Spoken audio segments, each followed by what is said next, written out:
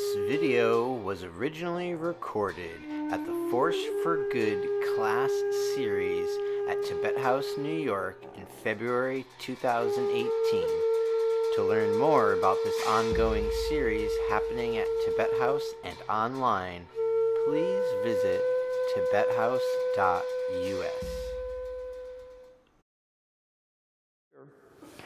Vimalakirti, who is introduced in the next chapters, he sends out for lunch, for takeout, to another universe. And he sends out to this other universe for the leftover, chapter 10, of a universe that's all made of perfume.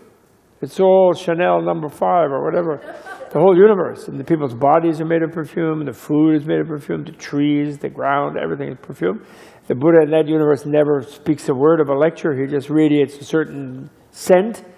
And the Bodhisattvas who are sitting in their incense bodies, they take a sniff, and then they're in like million samadhis. You know, they're like great meditative attainment. And yet they're kind of weak. They're bored, of course, because they're in this celestial type environment. Buddhaverse that's made up like formed into a kind of celestial place where they needed obviously to take a break. And they're taking a break, but they're bored. Samadhi after samadhi, and like perfume after perfume. And they say, this guy from this other universe sends out to our universe across the galaxies. As there are as many galaxies, there are grains of sand and 62 Ganges riverbeds. He sends over here for takeout. So what kind of place he must be far out. We want to go, we want to visit him because they're really highly developed and they have mind transformation, mind travel powers. So they asked the Buddha, can we go back with him and see them while they're having lunch and see what their world is like? We're a little bit bored here. So they go back. But then when he says, you can go, but you can't go smelling like that. Because those beings, if they take one sniff of you, they're going to go crazy. They're not used to such a level of pleasure. You know? It'll freak them out. You know? They'll get all crazy. You know? So you have to change your body as you travel across space. And they do that. But then when they get here, they weren't expecting it. They're going like, what is this planet? You know? What's wrong with the sewage system? Like, what's wrong? The meat space here is really crude and everything. And they have an argument with Vimalakirti, like, how come this Buddha has such a shoddy planet? And then Vimalakirti says, no, actually this is the best planet because samadhi generates more and more wisdom in your perfume world is great, but you are so removed from any suffering of other beings. It has something almost unreal to you, even though you're deeply wise in a certain way, but you don't develop your compassion.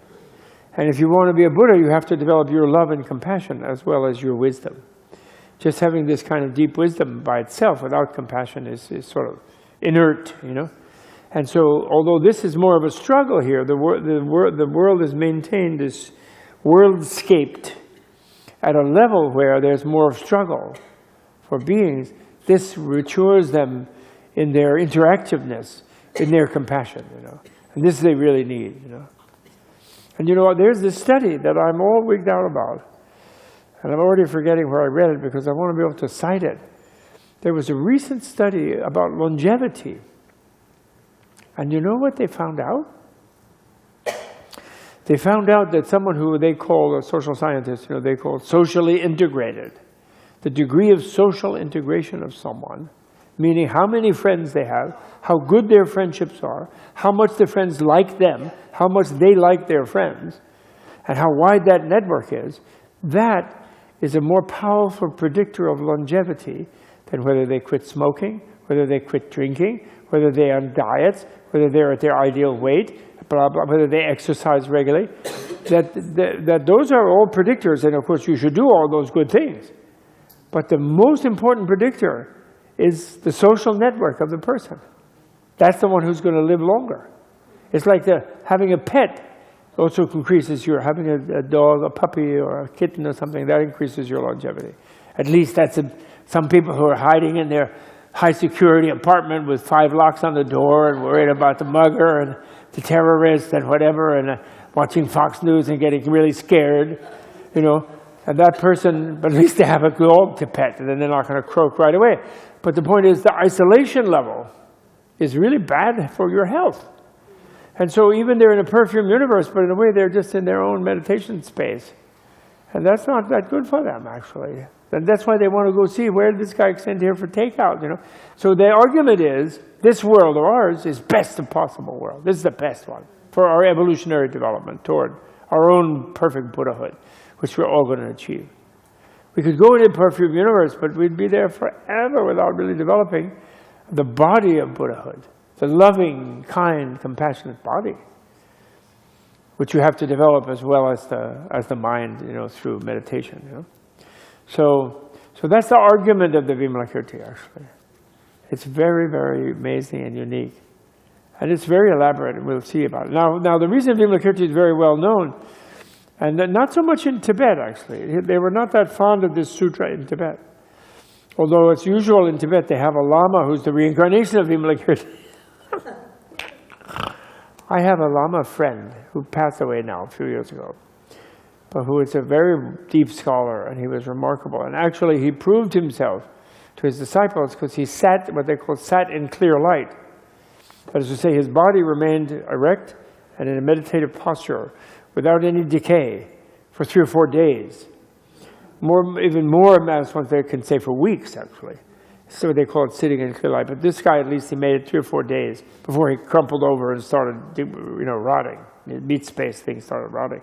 But they don't rot. To show their connection with sort of the deepest reality, their liberation. You know, they do that for the student. They don't do that because they're worried about their meat space body. They're not. Anyway, before he died, the disciples who had been studying with him for years, the students, you know, and he also taught in a graduate school in Charlottesville, of all places. And they were in a sort of devotional mood, just maybe some great teaching or something, you know. And he said, Geshe-la, you're so wonderful, and you're such a great teacher, and you really practice what you preach, and we really love you, and all this. And how come you're not a reincarnation? You know, one of these like high lamas was a reincarnation. And he said, you know, he said, I always wanted to be, but all the good ones were taken. Do you get what I mean by that? It's like, if we had that in America, it would be like, oh, Clinton is the reincarnation of Jefferson. You know? Oh, Bush is the reincarnation of Adams. Oh, you know, and you couldn't even run for office if you proved you were the reincarnation of somebody. And then you have some guy who's really a good guy and a great congressman and everything, but he said, well, already everybody in American history who was ever a good person, they're already reincarnated, so all the good ones are taken. So I can't say I'm the reincarnation of so-and-so and such and such. I love that. I think that's so funny. I really do. And they overdo their pedigree, you know. His Holiness the Dalai Lama once said, when confronted with the bad behavior of some lamas, after saying about how the disciples who were disillusioned and mad and pissed off, they should go to the press and like expose the thing so other people wouldn't harm. But they shouldn't hate the guy or the girl. If they had learned something from that teacher, they should be grateful for that, but they should refuse to associate and support them future, you know, subsequently. And they should expose, if they had harmed anybody, they should expose them. After saying that, he then said, the only guarantee of the worth of a teacher is not their pedigree, or because they're called the so-and-so, high muckamuck, or whatever it is, or they have the certificate from the Zen Center, or whatever it might be, you know, not just Tibetan. That's nothing. It's only whether they benefit the students or not. Whether the students get more an insight, whether they become happier, whether they have more compassion towards others, whether they treat other people well, whether they learn something. That's what measures the validity of a teacher. Not that because they're called so-and-so, great, high, hoo-ha. You know, if they're harming anybody, they suck, in other words. Period. And he said that, you know. And he says it about himself. He says, you know, like, that's why I love the guy. You know, I'll give an example. In some teaching in India, and you know, Indians are very into bhakti of their gurus and stuff, you know, and they'll come up to you and touch your foot, you know, dust on your foot, touch it on their head, you know, they have that in their culture, you know. And he was giving a teaching to some of them about emptiness, things like this, you know. They were a little bit scratching their heads on that, but they liked it. And then he was coming to part of that particular program where he was going to introduce them to Tara, to, you know, Bodhisattva, you know, like a deity, you know, like an angel, you know. And so he says, well, now the time has come when we're going to do the blessing of Tara. You know, they weren't highly developed, so he didn't really call it an initiation, he was just saying blessing. So then he says, except I don't have any blessing for anybody. He said, I don't have any blessing for you. He said, they were looking like, oh. He says, nobody can give you any blessing. He says, the blessing is in you. And I can provide you an excuse to find the blessing in yourself by opening your heart and your mind to Tara. You know, he says, I have no blessing, he says. So in other words, in other words, he's stepping out of the role that unfortunately teachers too much get into, of where they want the student to feel all beholden and dependent on them, which leads to a lot of corruption, actually, as we have noticed around the planet. Not just Tibetans, I mean, lots of different teachers. You know. This video was brought to you in part through the generous support of the Tibet House US membership community and viewers like you. To learn more about the benefits of Tibet House membership, including special tours with Robert Thurman and geographic expeditions, please visit tibethouse.us. Trips in 2019 include Sri Lanka.